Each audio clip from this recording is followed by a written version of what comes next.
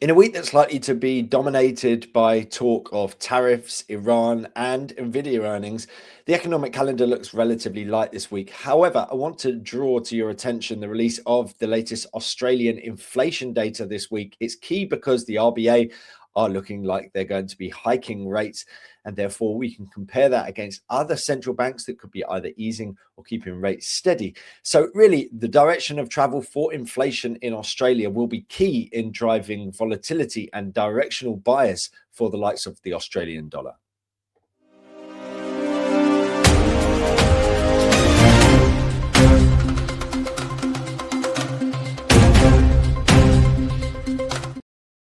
As we can see here, we can look at the outlook for data over the course of the week. The inflation coming out sort of Tuesday night coming into Wednesday morning really depends on where you are in the world. And you can see on the monthly basis, last time around, 1% inflation for the month of December alone. Well, things are certainly expected to calm down on a monthly basis, but whilst that is expected to drive down the inflation rate from 3.8% to 3.6%, that's still well above the 2 to 3% inflation band targeted by the Reserve Bank of Australia. Now, what does this mean in terms of policy? Well, markets predict that this means that we're going to see higher rates going forward. The ability to raise rates, or the decision to raise rates, really comes down to whether they deem it necessary, in part due to the direction of travel for inflation. So if inflation comes in hot in particular, so if we get a monthly inflation above 0.2 and an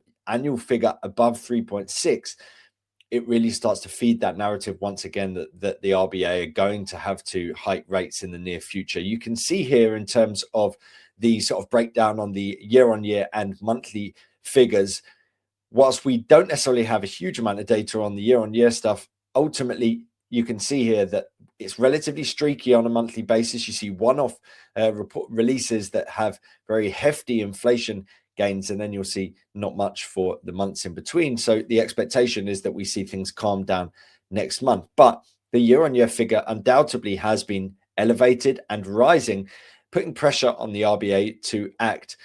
In terms of market expectations, they don't think that we will see a hike quite yet in March. But by May, there is a perception that the base case scenario is that we will see a rate hike, and there's a chance of a second hike towards the back end of the year. That is a possibility, but not necessarily a base case scenario right now, but a little bit less than a coin toss, essentially. So essentially, we're moving in a phase where rates in Australia are rising, and therefore you can pit it, the likes of the Australian dollar, against some of these other currencies where they might be doing something very different, particularly where it's not actually been priced in yet. So bearing in mind, markets already have priced in the idea that we're going to see 1.5 rate cuts, essentially. So one rate cut looks like it's happening this year. Another one, maybe it's a 50% chance that we see another one this year. And therefore, the data that comes out will inform us as to whether that's more likely. Are we more likely to get 2 rate hikes this year? Or is it less likely, depending on how the inflation data comes out?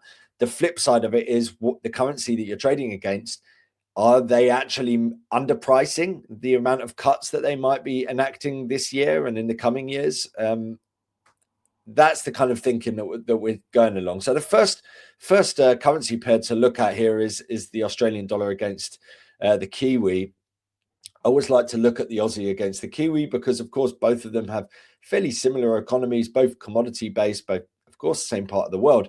And so really you can get sort of the same, you can get that differential play when it comes to yields and interest rate expectations quite well here. So what I've done is I've overlaid the Australian 2-year yield again and the New Zealand 2-year yield ratio over the Aussie Kiwi FX pair. So essentially the 2-year yield gives us an idea on where market expectations are for interest rates, and therefore the differential between the two highlights whether people think that we're going to see higher rates in one country over the other. So the rise you can see here in terms of that blue line highlights the idea that people think that the RBA are going to be tighter with monetary policy compared to the RBNZ. Now, more recently, we've seen the RBNZ come out and essentially they kept rates steady, but within that, they also noted well, they essentially didn't provide a nod to the idea that they might hike rates in the not too distant future. So markets had thought that they were going to start gearing up for a tightening phase.